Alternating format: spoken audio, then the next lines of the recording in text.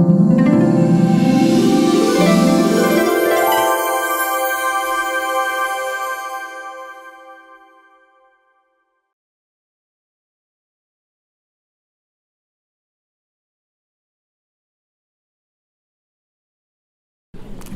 morning and welcome to all of you. Welcome to all those beautiful ladies and 1, 2, 3, 5 gentlemen. Welcome to all of you.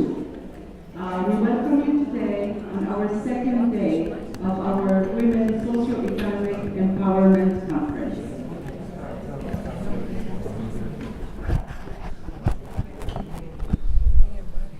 It seems that the weather has aligned with us today. We have a beautiful weather outside, and we are going to enjoy our time. We're investing our time in learning, in motivating, and empowering each other. If you may allow me, I would like to start by telling you a story. Let me tell you the story. 1 year ago, a man was hired in the company I work with, which is the TV, Royal TV. He's a young gentleman, 26 years old. You know, he's a janitor, he cleans, he moves stuff. He's a very fine gentleman. And he has 2 daughters already. He's 26 years old. He has 2 daughters. One of them is 5, one of them is 1 year old. And he seems to be struggling in life. And once I told him, Suleiman, you know what? You shouldn't think of having other children, are you? He said, yes, of course. We have to have a boy. I told him, why? He said, you know, for the family, we have to. I told him, listen, my son. You know, men sometimes they love to be mothered. I told him, listen, my son.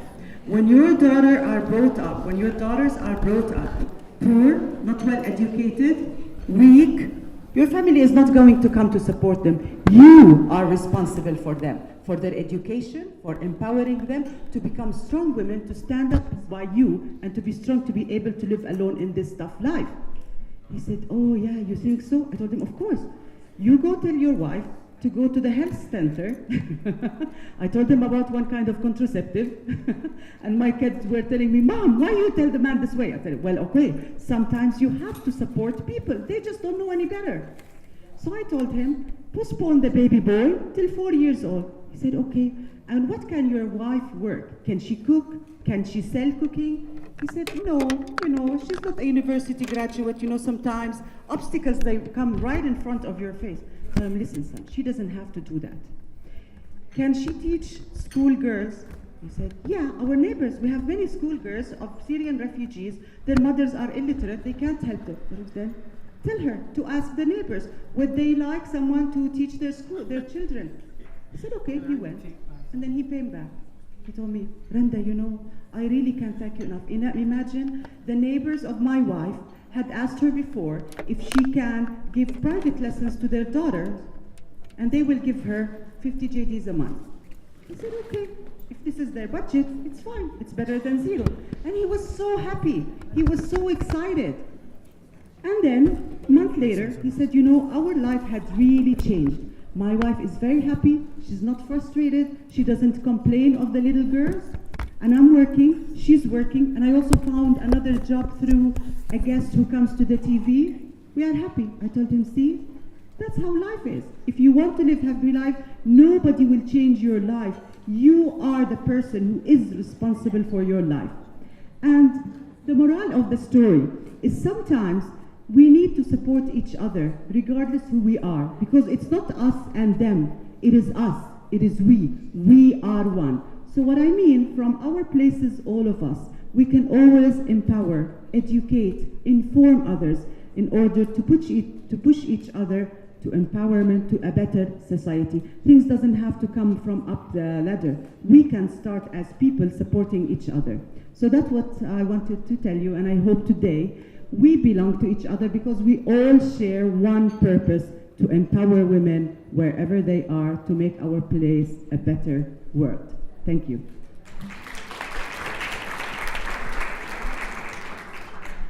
Now, please welcome, we're going to talk, we have a guest, an important guest from OECD. For those of you who don't know what OECD is, okay? She just told me. It's an organization and economic cooperation, okay? And it's intergovernmental organization. It's in 35 world countries, mainly the advanced economies and also emerging market economies. Please welcome Lamia Kamal-Chaoui to talk about the role of equality, empowerment, entrepreneurship, making it work for women. Please welcome Ms. Lamia Kamal-Chaoui.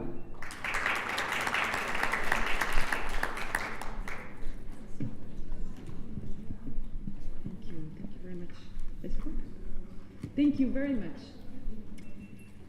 Excellencies, distinguished guests and participants, it's an honor to be here today.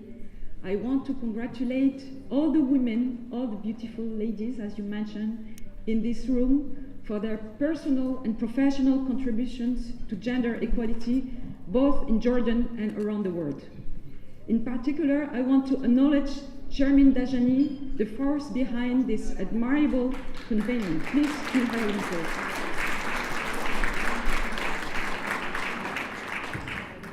Ladies and gentlemen, we come together at a time of paradox.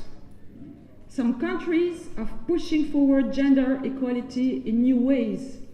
For example, Iceland recently became the first country in the world legally mandate gender pay equality. Unfortunately, with progress comes pushback. In the Western world, we are also seeing attacks on the right women have long fought for, from a softening of domestic violence laws to rollbacks of protection for women's reproductive health. But we can tell also a similar story in the Arab world. All Arab countries, except Somalia and Sudan, have ratified the Convention on Elimination of All Forms of Discrimination against Women. But the majority of these countries have also established reservations to some of the main provisions of the Convention. We must remain vigilant in defending the gains we have already made and keep the pressure up to move forward. As we are in Jordan, I want to acknowledge the important contribution of Queen Rania. She has been a role model not only for her country, but also for the whole Arab world. Actually, she visited the OECD some time ago. I'm French and Moroccan. I'm coming from Morocco, and I can testify that this is the case. Talking about the Arab world, in Jordan and in countries in the Middle East and North Africa, the MENA region, our collective work is particularly critical. Let's start first with the good news. The majority of MENA countries have achieved remarkable improvement in educational access for all men and women. The gender gap in adult literacy rate is gradually disappearing. This is really good news. The fact is that in recent years, MENA governments have undertaken initiatives to reinforce and mainstream gender equalities. Some countries have even redrafted their constitutions, including Jordan, as well as Algeria, Egypt, Libya, Morocco, and Tunisia. But now, the bad news. Education gains have not yet translated into a significant increase in women's economic and political empowerment. Female labor participation force in the MENA region is the lowest in the world, averaging around 22% compared to more than 50% in OECD countries. As we know too well, legal gaps in women's rights remain, despite the inclusion of gender equality into constitution across countries in the world. Let's be clear, in Arab countries, more needs to be done to eliminate discriminatory legal provisions that go against international convention. The OECD supports governments all over the world to advance reform to further gender equality. We do that in three ways. First, we analyze the challenges and their economic impact. No one in this room needs to be convinced of the social and moral imperative of achieving gender equality. Thanks to the OECD, we can also make the economic case. As the OECD Secretary General Angel Gurria has said, women are the most underutilized economic assets in our society. Indeed, the figures are staggering. In OECD countries, If labor force participation rates among women reached those of men, we will boost annual GDP growth by 12% over the next 20 years. And in many countries, this figure will reach up to 25%. Second, the OECD sets a global vision for gender equality and concrete standards for countries. In 2013, 35 OECD countries and 5 key partner countries adopted a gender recommendation on education, employment, and entrepreneurship, which identifies concrete policy action to take to promote gender equality. The OECD is also bringing this vision for gender equality to other global fora. For instance, the OECD was instrumental in the commitment of G20 countries to reduce the labor force participation gender gap by 25% by 2025.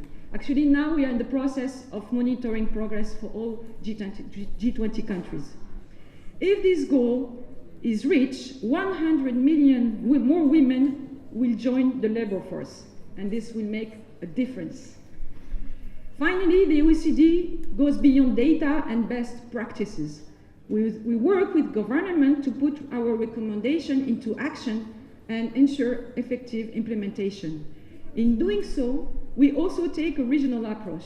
For instance, the MENA OECD initiative on governance and competitiveness for development promotes broad reforms to modernize government and promote sustainable development.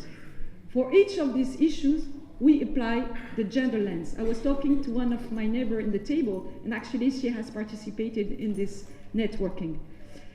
As the OECD director who oversees the organization work on entrepreneurship, I would like now to talk specifically about this topic.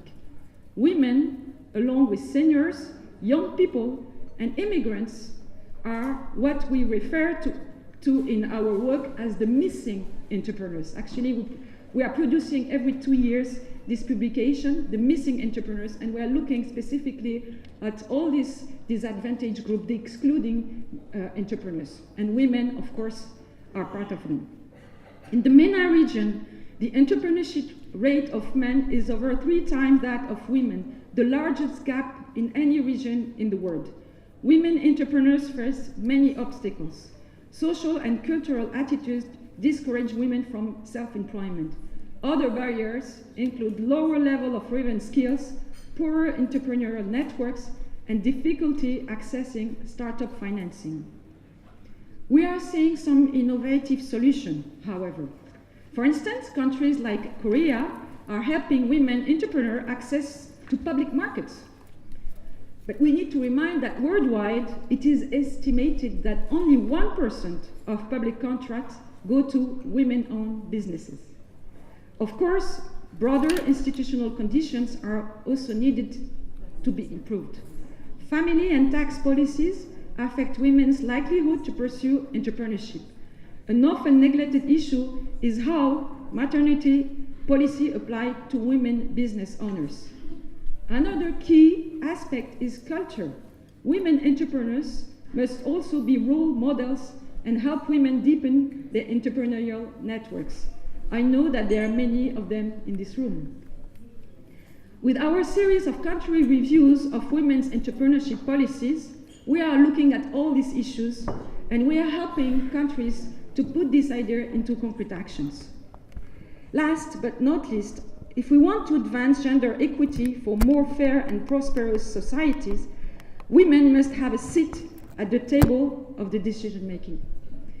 I know yesterday my colleague, Naoko Ueda, who is the Deputy Director of the OECD Development Center, she talked to you about our indicator, the SIGI indicator, Social Institution and Gender Index, where she explained to what extent we can measure discrimination against women in social institutions. But there is also the question of gender parity in public life. OECD countries have been working toward gender parity in public life for over half a century, yet not one single legislative body has 50% women. Certainly in MENA, there is even more work to be done, but let's not discount the considerable progress already made over a relatively short period of time. Here in Jordan, for instance, women hold 36% of seats on local elected council and are gaining ground in competitive election for parliamentary seats outside the quota. In Tunisia, Tunisia has introduced the parity principle in its constitution. Its new electoral law also requires an equal number of men and women candidates on electoral lists. This is bolder than what many OECD countries have managed in their electoral laws. Ladies and gentlemen, the women in this room know this struggle all too well. You have fought hard for your own seat at the table, and I urge you to continue to make room for other women next to you. Thank you very much.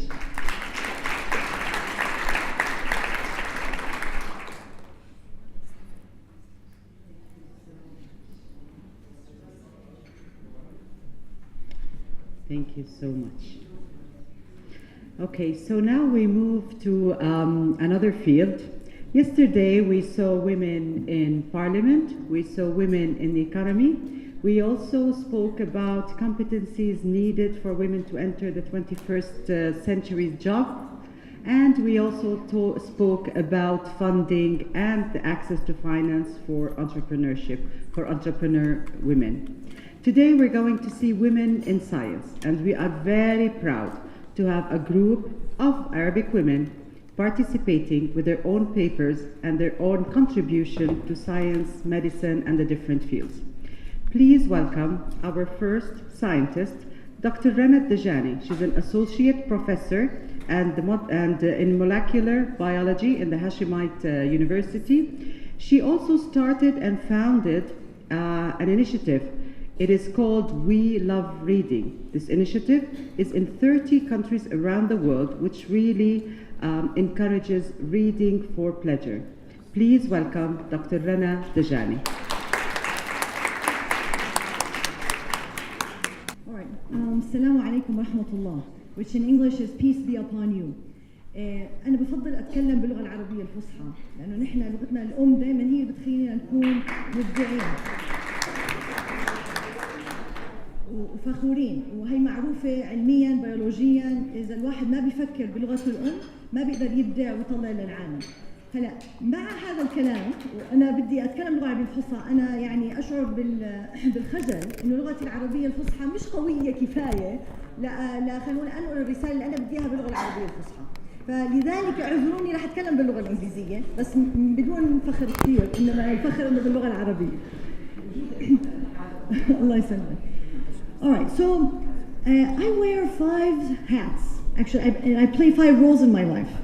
And because I wear a scarf, I say I wear 5 scarves. The first scarf that I wear, and I'm very proud of, is that I'm a mother of 4 children.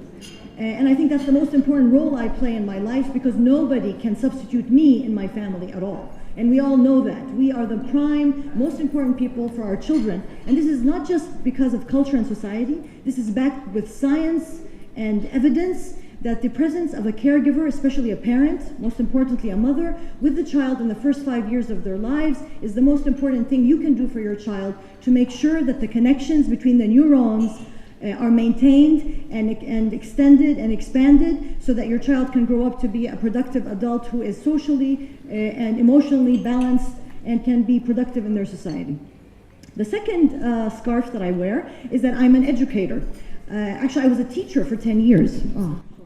I was a teacher for 10 years in schools, and I taught from 1st grade to 12th grade. And I think the second most important job in any community is the teacher, because she or he spends half the time of the child with the teacher. And so if I was ever a person in charge in a government, I would make it compulsory for every university graduate to teach for 1 year in underprivileged schools so that he or she can really appreciate the role of the teacher, so when they grow up and go out into their lives they can keep supporting teachers as they go forward. I'm also, my third scarf is I'm a scientist, and that's why I'm here today with you. I'm the expert in genetics of diabetes for ethnic populations in Jordan, and we actually just submitted to Nature a paper studying these ethnic populations in Jordan and how they contributed to the human migration as humans migrated out of Africa into the different parts of the world. My fourth scarf is that I'm a social entrepreneur, and I created a program called We Love Reading, which encourages children to read for pleasure, because as we know, not just in Jordan and in the Arab world, but also across developing countries and even in developed countries, children don't read for pleasure, they read for other reasons. And in order for a child to be a productive person in society, to expand their imagination, to learn about other people's solutions, to draw upon the courage from the stories they read about to become change makers in their community, they need to read and read for pleasure. And of course, our initiative, We Love Reading, has spread now to 30 countries, and that's a testimonial that although we come from a developing country, we can actually come up with solutions that not just solve our own problems, but they can be exported to other parts of the world.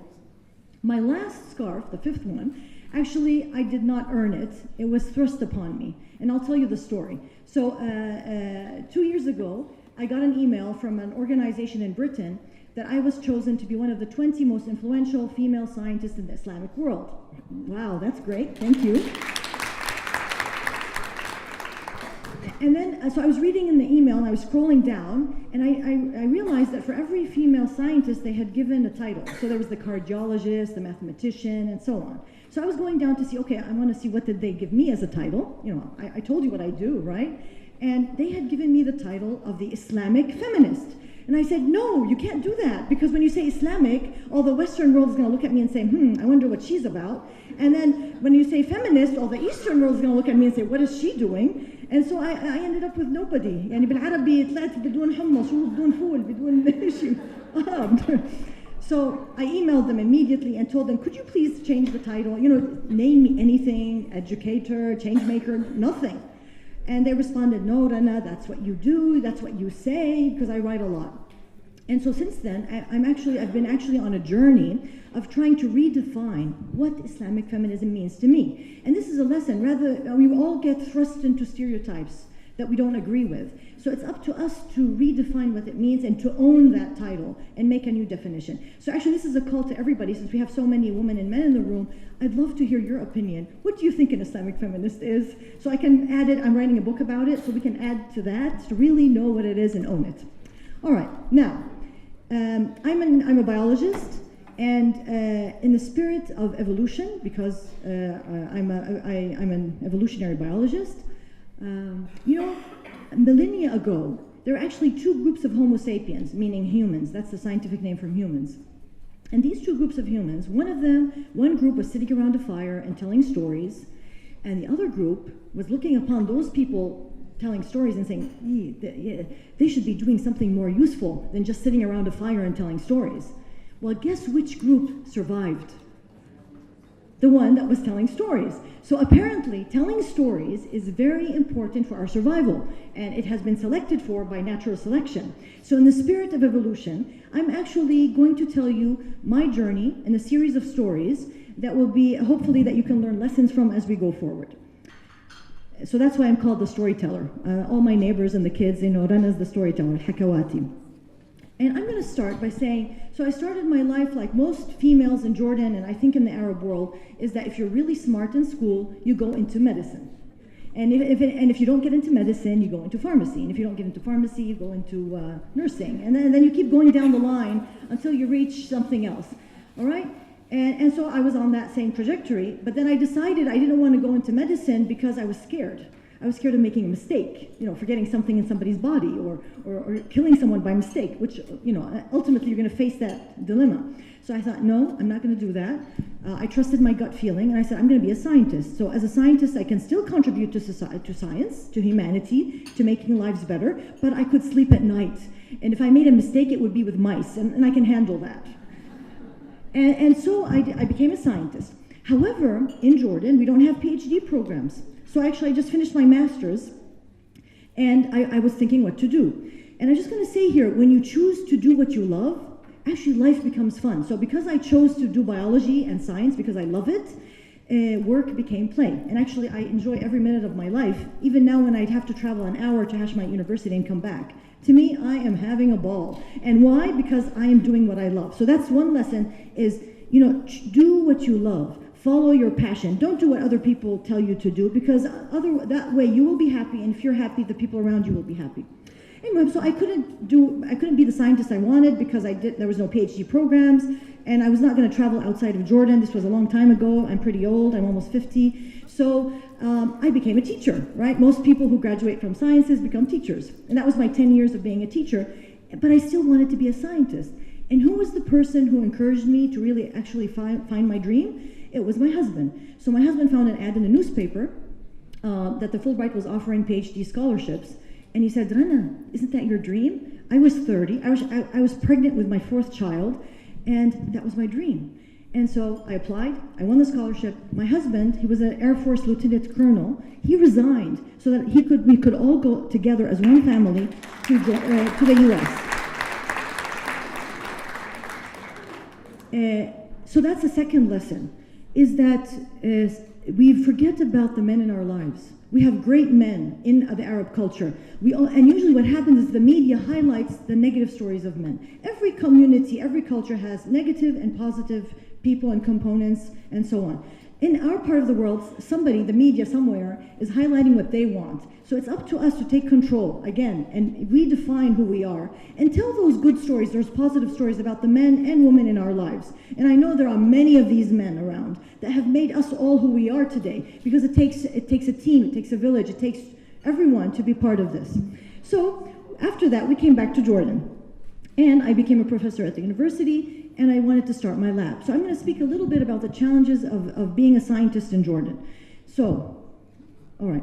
So in Jordan, when I first started, there are many challenges. However, these challenges are not unique to women. These are both men and women, whether it's lack of funding, or not enough technicians to work with, or lack of bureaucracy that can support you to do good science, or most importantly is the presence of an environment that actually supports you to be a free thinker, to be a critical thinker, and lastly, accountability from those around you, so that if things don't go wrong, there's a system that can be accountable to make sure that your science goes through. But this is not unique to women, this is men and women. However, what I found what is unique to women, and not just women in Jordan or women in the Arab world, but women all over the world, is that we lack the let's say the after work, the boys club, when we come together after work and drink coffee. And I think this is not just women in science, but women in every profession, that you need somebody you need to test your ideas on, you need to know what's going on in the world. We don't have that, and the reason is because when we finish our work, we want to go home and take care of our children, not because we have to. No, we want to. I want to see my child take that first step. I want to be with her when she tells me what happened at school. So it's not about that I have to do it and I don't like to do it. No, we want to do it. So we're playing two roles. So sometimes we lose on that after work that helps us go forward, which is mentoring. And so I started thinking, what are the problems that women need? And what are the problems? Why do we have less women in the career force? And this is some statistics that came out showing the percentages of females in science in more senior positions. And it's very low. And it's not just in the Arab world, all over the world. And then I looked, so a lot of people told me, oh, the reason you don't have enough women in senior positions is because you don't have enough women educated in the STEM fields. And maybe this is true in the West. So if you can see, the blue and the yellow are actually the male and the female in Western society. And you can see that they start out at 50%, but then with time, in the trajectory of their career, you see males dominating females. However, the red line is actually statistics from Jordan, where you see we start up very high. In my university, 80% of the students are actually females in the STEM field, right? So we start out very high. And then we go down when it becomes more senior positions. So then the reason is not that we don't have enough educated females. We have enough educated females. That's not the problem. And I think here a lesson for the West, what are we doing right that we have so many females in the STEM field in higher education, in undergraduate and secondary school? There's something we're doing right that I call for the Western world in social science to come and study us and see, to learn a lesson to help them, what's going on with us. However, what happens afterwards? So other people came up with a hypothesis saying, oh, I know why. Because the workforce does not support females. There's not enough flexible hours, there's no nurseries, and that's why women don't like to go into senior positions. Well, guess what? McKinsey, 2 years ago, came up with a report that they studied different companies that had implemented these flexible hours, nursery, and so on. and they did not find an increase in senior positions of percentages of female. So apparently that's not the most important reason. And that got me thinking, I'm a scientist, I'm very observant, curious, critical of everything around me. And so I thought maybe we're asking the wrong question. Maybe it's not how to get more women into the workforce. Maybe we should ask women themselves, what do they really want? Who said they want to be in a higher position in the workforce? And actually I was in Columbia University last week, and it was a conference for journalists, and one journalist came up to me and she said, you know what? Most females don't want to be senior editors. We love to be in the field. We want to be the reporters. So it's not about how to get more into the senior position. To me, it's about asking women what they really want. And we haven't been doing that at all. We've been following the rhetoric around the world. And why do I think that a female's definition of success can be different than what a male's definition of success is? Because biologically, again, I go back to the biology, women and men are two parts of the Homo sapiens species, right? But we are different because we play different roles. We're similar because we're Homo sapiens, but we're different because we play different roles in life, biologically. And this has nothing to do with culture or society. This is pure biological evolution over millions of years. I'm a female, I have certain roles. I carry the child, I nurse the child. That's not the role of the man. This is pure biology. Therefore, I would assume that my definition of success is going to be different. Ultimately, it's going to be different. But what does that mean? That means that there's a whole spectrum of what we can be and how we can succeed. So we can be unique. We can go from being a CEO, right? Some women want to be senior positions, and that's fine, to the whole spectrum of I just want to be at home and take care of my kids, and that's fine too. And I think opening this up without forcing one position against another, because if you say I want all women to go out to work, and that's oppression. And if I say I want all women to stay at home, that's oppression as well. It's about trusting women to decide what they want for their lives and what they want for their own selves. So how do we help women define success for themselves? First, we want to help them explore who they are, maintain their identity. Second, educate them so they know what's out there in the world, and give them entrepreneur skills so they can explore their passions and what they want to do. And most importantly, as a community, as a society, to give them the freedom to pursue their passion, whatever it is, and not to impose on them any particular definition of success. And why this is important. So this is research that came out of MIT. Lottie Balin, who's a professor at MIT, made a study on MIT graduates, and she found that females who graduated from MIT, their career pathway was a zigzag. So it went in and out, but it kept going up. While for males, it went up in a trajectory and then it plateaued. Guess at what age? 40, yeah. And then, but for women, kept going up till way after 40. So this is real life, right? So women can go in and out of their career depending on their priorities and what they think is important at different parts of their lives. And we also have a social component in our work that adds to us helping our community in playing different roles. I'm ending, because I know I'm almost over time. So, because the social component is that we don't just do our work, right? We have other roles to play. And I'm sure every one of you doesn't just do her work. And she's not just a mother. She has other things that she likes to do in her time, especially as she grows older. She has a lot more to give. Now, so how do we get this out? Because I hear a lot of talk, and I always come home and I say, I want something to do. I want to go home and do something that I feel I'm giving and not just sitting passive and listening. So one thing is I think we have lots of role models in Jordan and the Arab world that are hidden and nobody knows about them. And I think one thing that we can do is to write about these women, expose them, talk about them. It could be your neighbor, it could be you, it could be anyone. And look for the unique things in these women and highlight them, because we need to write our stories for the world. Second, we need mentoring, as I mentioned. We need mentoring to help us because we don't have the time to sit and talk and have coffee and so on. So actually we created a mentoring program called the 3 Circles of Alimat. And Alimat is actually the Arabic word for female scientists. So this speaks a lot to the history of Islamic civilization in supporting female scientists, since we have a word for it, which comes from history. So this program was developed in Jordan, I developed it, and now it's in the Arab world, and actually it's all across the world, where we have female scientists from Arab descent supporting each other across the world. And anybody who's interested, we can talk about that later. This is a picture of the female scientists in our first meeting.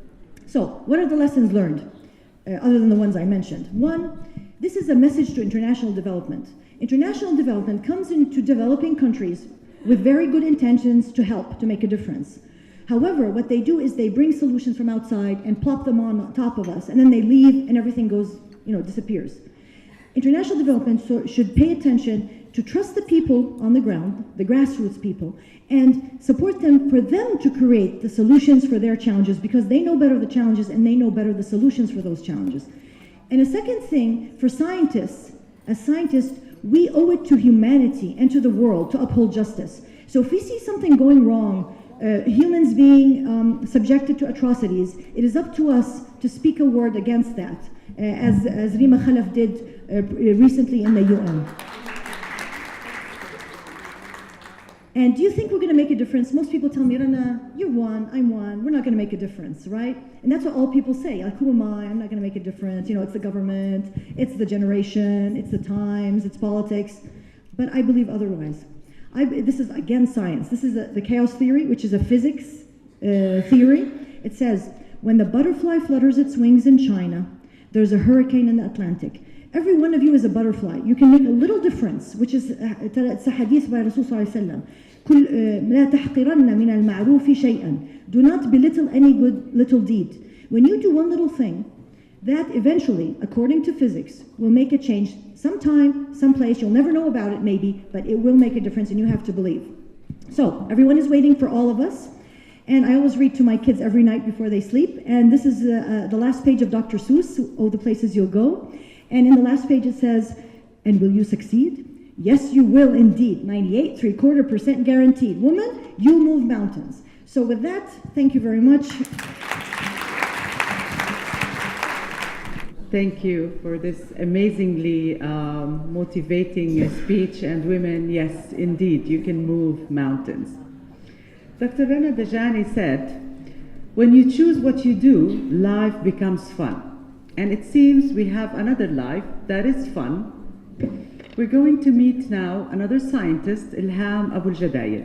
Ilham Jadayel, she's an immunologist and a stem cell expert residing in Britain. She's the head of research for clinical application and stem cells. So please welcome Dr. Ilham Jadayel. Okay. First, I would like to thank the organizing committee of the Socio-Economic and Empowerment Conference. And a special thanks to Mrs. Sharmeen Dajani. In my view, she is the embodiment of feminine power, beauty, charm, and intelligence. Proud of you, Sharmeen. And thank you for inviting me. I also like to thank Mrs. Alda Zamout for her cooperation and warm hospitality. Also, I would like to thank Professor Laila Abu Hassan for supporting me. Thank you. Okay, what I'm going to start talking about started as a mistake. In fact, mistakes are the source of canny, beautiful, and beneficial detours in our life. They are truly a blessing in disguise. To me, they are the source of empowerment. We have to learn from our mistakes. Okay. In 1990, I discovered by mistake a method of creating stem cells from mature adult cells, such as your white blood cells in your circulation. Okay, what are stem cells? Stem cells are undifferentiated, simple-looking cells.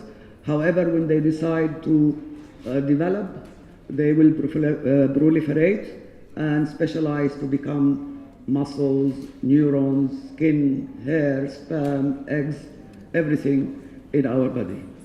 Where do we get stem cells from? We get them from the bone marrow. This is a blood stem cells. Or we get them after giving patient growth factors to mobilize the stem cell from the bone marrow to the circulation. Also, we also can get some of them from tissue. In the past, they create in vitro fertilization to get embryos, and extract stem cells. However, this is unethical and can cause cancer. You can extract them from fetuses. However, in the, I think, last century, we have reprogrammed mature adult cells using an MTO site and a nucleus extracted from mammary epithelial cells and produced the world-famous sheep, Dolly the sheep. However, before that, I discovered how to reprogram mature adult cells from your blood by contacting them using antibody. It's like a button. It will cause the cell to rewind development and reach to a stem cell stage. At that stage, it has what you say potential. It can become anything in your body.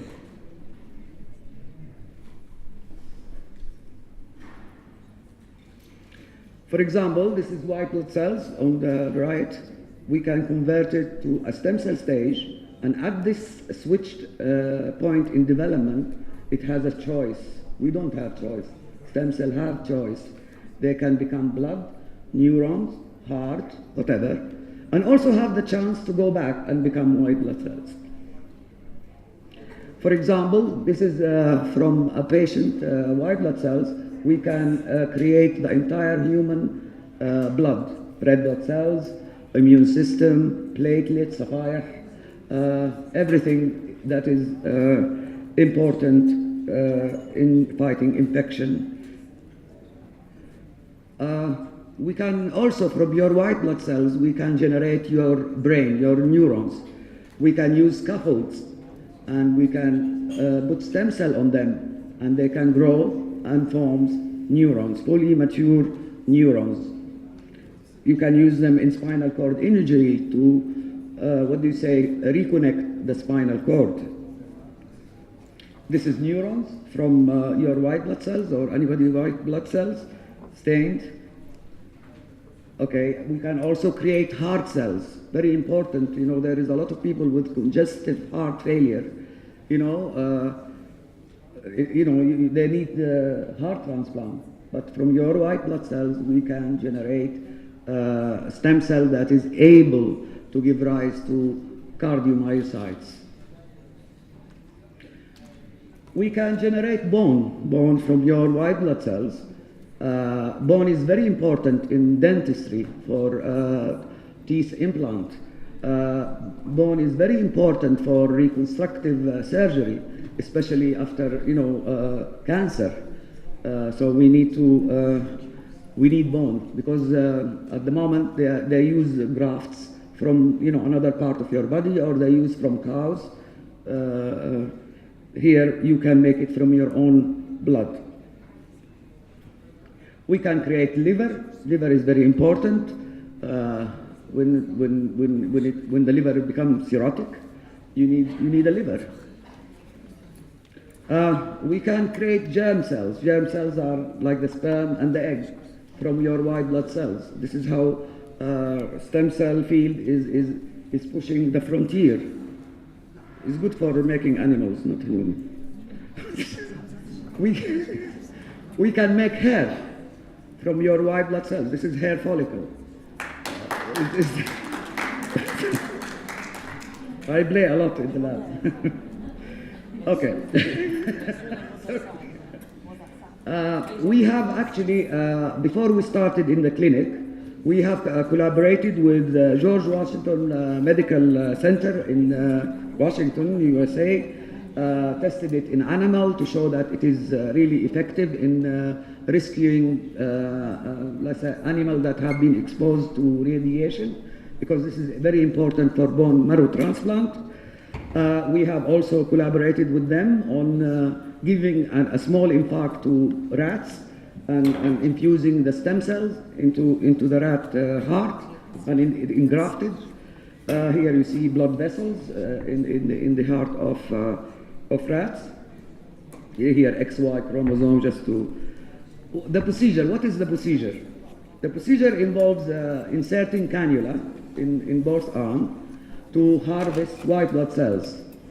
we take about 100 mil of white blood cells.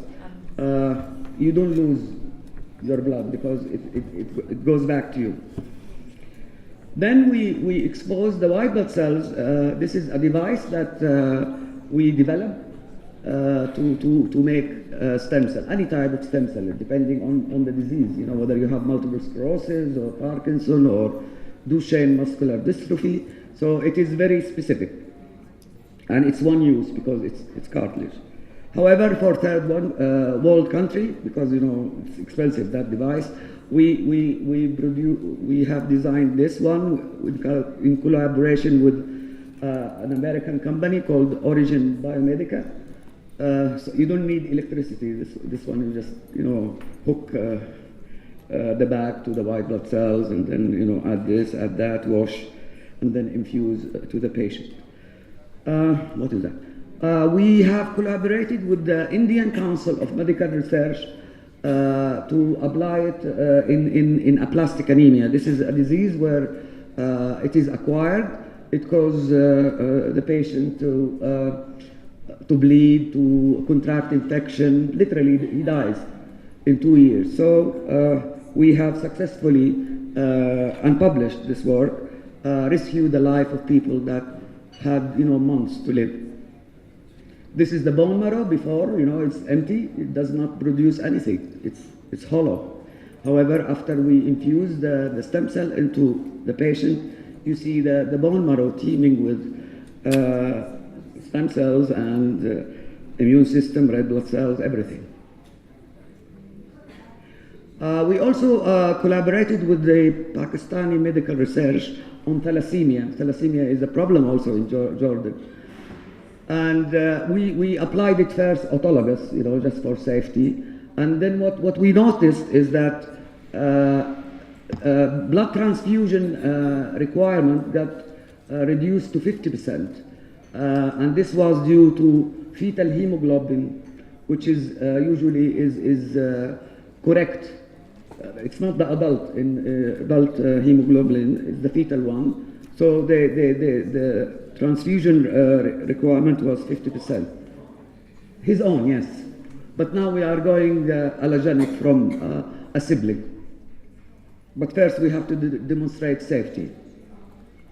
One of the important findings is that iron load, because they take a lot of blood, a lot of iron get deposited in organs. They become like rock, like a rod. They usually die from organ iron overload. What we notice is that the stem cell decrease the iron overload, so it's cleansing something. I mean, we use it in diabetes. You can see HbA1c, which is sugar bound to red blood cells, which is an accurate measure of diabetic control. So you can treat diabetes type 2, which is common in the Arab world. We can treat congestive heart failure. You can measure that with echo, or there is a protein called ProPNP, which you can see gradually after infusion is becoming much better. Hepatitis, but I will talk later because we collaborated with the Egyptian Society of Stem Cells and Liver and Hepatology Society and the National Cancer Institute in Egypt on applying stem cells to treat patients with cirrhosis and HCV infection. We just started 2 years ago, 10 patients. What we noted is that some of them become virus-free. But what is more important is that the liver become normal.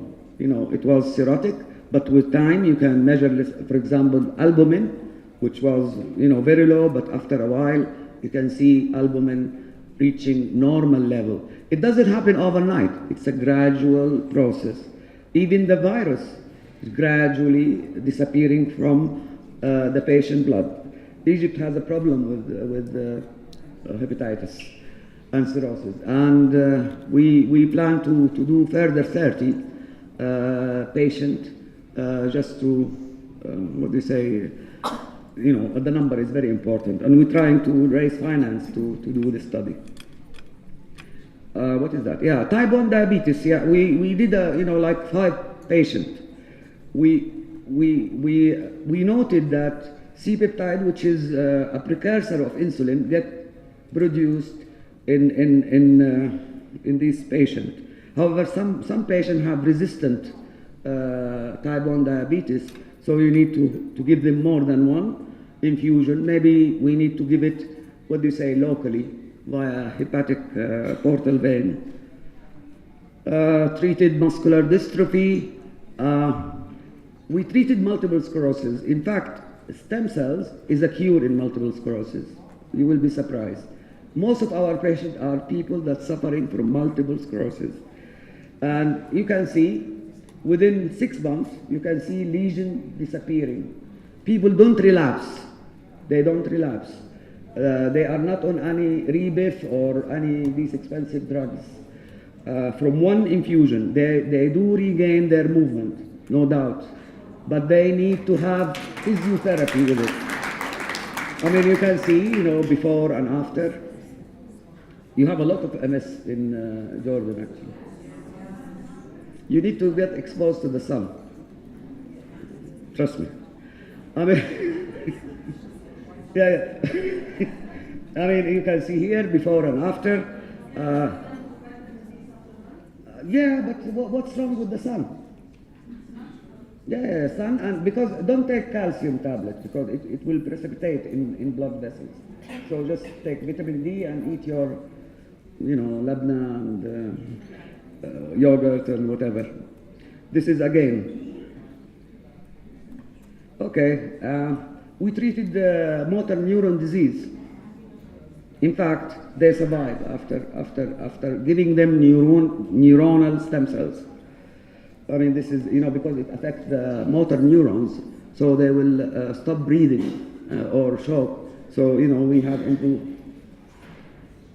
We treat scleroderma. This is an autoimmune disease that, destroy organs and rot the appendages. We treated that. This is another, sorry, the images are terrible, but you have to feel the pain of these people. There is a genetic condition called epidermolysis bullosa dystrophica. It's really bad. This disease is due to a mutation in collagen. When collagen mutates, our skin fall apart from outside and inside. This patient we treated from his brother who was not carrying the disease and he was healthy. We only matched the blood group, and of course we made sure that he doesn't carry any viruses. So this is before and after. This is another patient with, we treated him from his brother because his brother doesn't carry the disease. This is before and after. Now he's going to get married actually. Before he had problems. We bought this male bond before and after, yes. This is female hair thinning. I would not call. I think she was anemic, but anyway. We treat menopause. It's the estrogen. You measure it. In Jordan you have the best lab in the world, and actually your labs are excellent. So we measure, like estrogen, like insulin, like growth factor, which is the young hormone. We measure a lot of. Who wants to be pregnant? I want to be young. What do I want with kids for? Tell me. Take mine. God. Even impotence. It's good. Yeah, this is a guy with azoospermia. It does increase testosterone. Psoriasis, before and after. we have to give them mesenchymal stem cell, a certain type of stem cell. We use it in rejuvenation. This is before and after. Wait till you see me. This is before and after. 1 second. This is me. Before and after. I'm not ashamed. Look at my hair. What the hell? This is eyebrows. Before and after. Forget this platelets or plasma. You need stem cells to lift the wrinkles, to lift things. This is eye bags. This is me. I can't show others, you know. Forehead. Yeah. And you can measure by taking a biopsy to see, you know, the structure of the skin. And you can see before it's disorganized and full of hair follicle, you know, meaning, you know, reaching menopause. So after that, you do a biopsy, and you can see all the layer of the skin reforming. This is another biopsy. The stem cell is safe. It's yours. It has never caused any cancer because we can. First patient now 10 years. No problem. Okay. Blood, we create it. We convert your blood. The work is published. I have a lot of publication. This procedure is very safe. It's ethical. So many advantages. And in 3 days, there will be a chapter coming out in Frontier of Stem Cell and Regenerative Medicine for me. The technology is world patented. It's patented worldwide. Yeah, no problem. That's easy.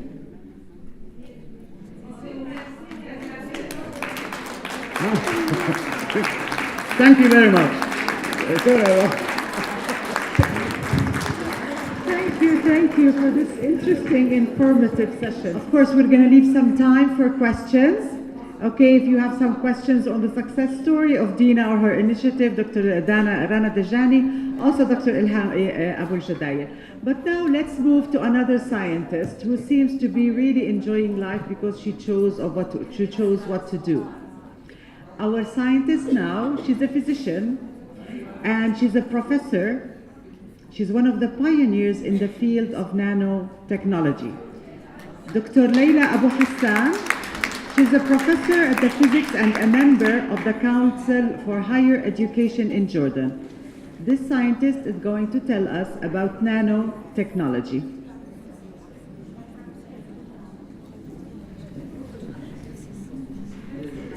Well, good morning, everybody. It's a lovely morning, and we have talks about science included in this program, in this rich program.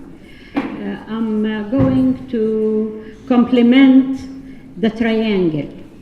I call it a triangle. We started with the molecular cell biology, and though we would have loved to hear more about her scientific work, Dr. Dajani, which is very interesting. We heard again about the biotechnology and stem cell work, stem cell therapy, etc. by Dr. Abu Jadayel. And I'm honored to perfect the triangle and will speak about nanotechnology. Nanotechnology, it's just to make things clear, it's not an industry, it is an enabling technology.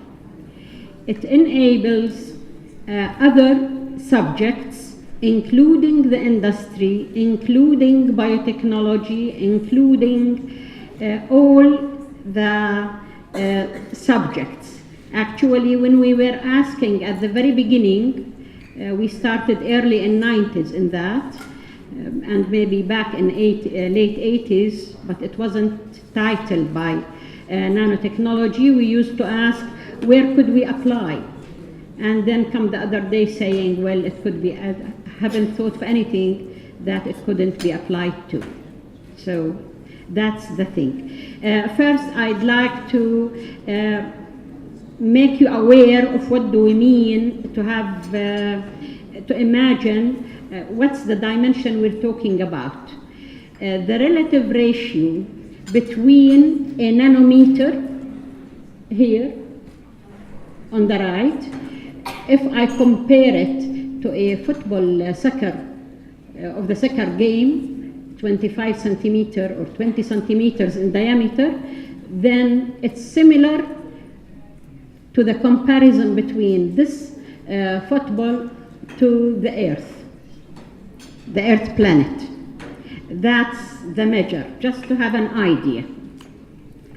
Now, it has been there all the time in history, and back before more than 2,000 years, we have nanotechnology applied, and in this part of the world, by Nubians and people from Damascus, for the glass, the famous glass that's showing two different colors, depends on how you look at them, and the Damascus sword that's much harder than what's usually there.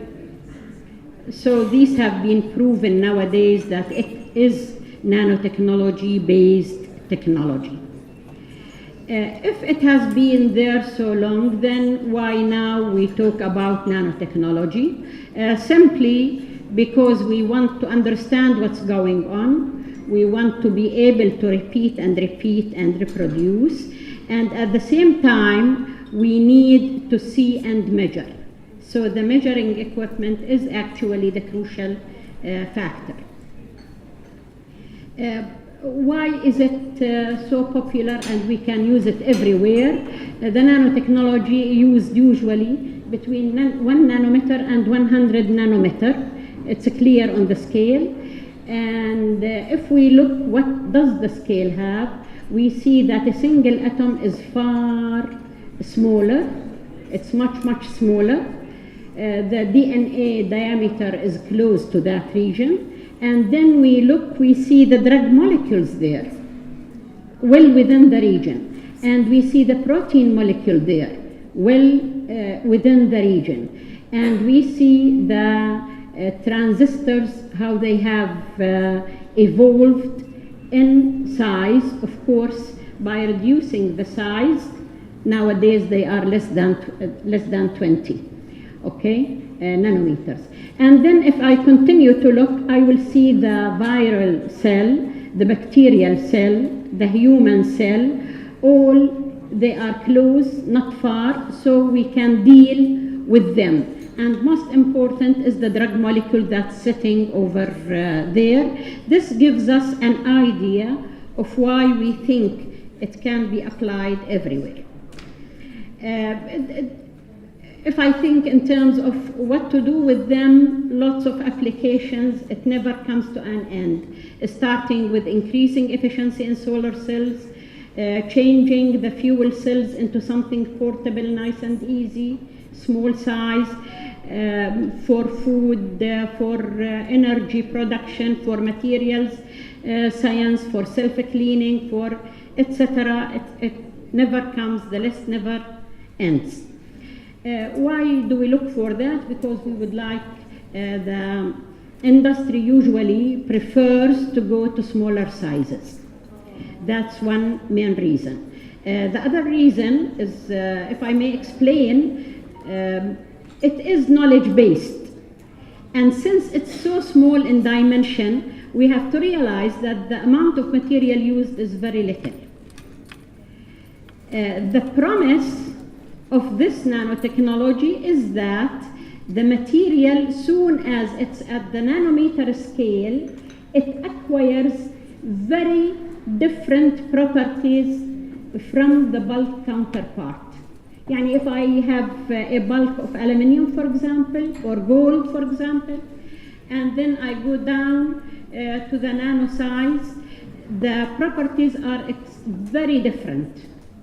I cannot compare. That's one. The other thing, I should be able to transform these properties that are novel properties, and they are usually very desirable in terms of technology and industrial applications. They show up at the macro scale. This is a very important note. So we'll look at how do we go, what are the steps to do. First, either I prepare the material. It's by either I go top down, I start with the material and then start breaking it somehow till I come to the nano size, or I go the other way around. I start with the very small piece, start with atoms, and then build my particles upwards. So both work, and again there's a hybrid technique that can be used combining both techniques. In general, all types of properties will be changed, whether electrical, optical, etc. For example, I'll give you one example. I work with silicon and germanium, the semiconductors. I work as well with gold, with silver, etc. But if I look at the silicon, you know the color is grayish-like. And it doesn't emit light. The emission of light is very little, very inefficient, usually. So when we break it down into the nanometer size, we start having bright light with all the different colors. It's amazing, it's very interesting. And how the second step after we do the preparation is how to reconstitute into custom materials. It's either I add it to the material and I do a mix, which means I'm having a composite material, and the properties of the nanomaterial will show up on the new big sized material. This makes for self-cleaning. Imagine a bridge that have self-cleaning, not only self-cleaning but self-healing factors, or the body of the aeroplane has a self-healing agent within it, etc. It's extremely interesting. The other type of reconstitution is that we go and do functional nanocomponents.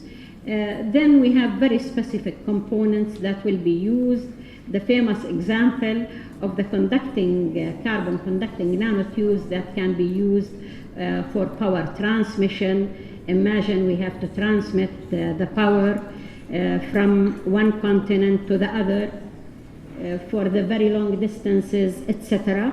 There are many other things, of course. One of the very interesting examples is the medical use, where we can inject the cells, and actually I was telling Dr. Jadayel that we did inject stem cells back in 2007 in the collaboration with the University of Illinois, and we can inject any type of cells. This work has emerged.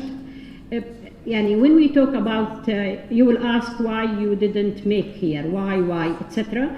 But here I have to point out that the work should be a teamwork and multidisciplinary. It's not an individual work. We started when nobody had started, but unfortunately we didn't go to the end part of the story for a reason or another. We looked at, we injected the bacteria cells, and we could sense the bacteria in no time actually, while it was under the microscope. And we injected tumor cells, and again we could image them easily, etc. In the whole story, just to tell something, one has never to forget the biosafety and the toxicity behind the subject and any subject that can be used.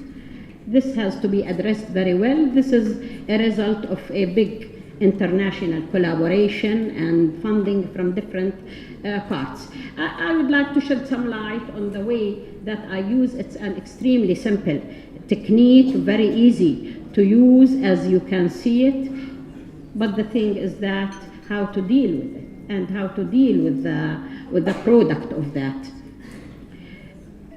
These are the particles that I've been talking about in silicon, where we have the different colors, and it has to do with the size.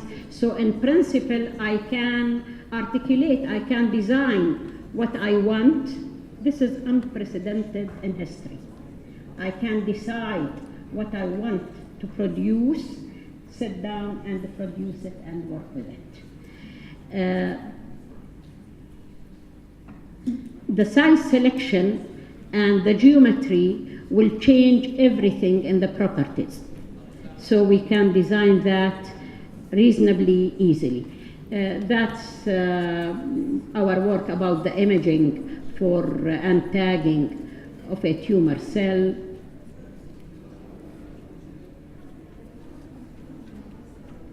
Okay. Yani, we need to think that this work is a result of a big group work, and if we want to grow in that, we need to go in big teams, large teams, multidisciplinary. And thank you.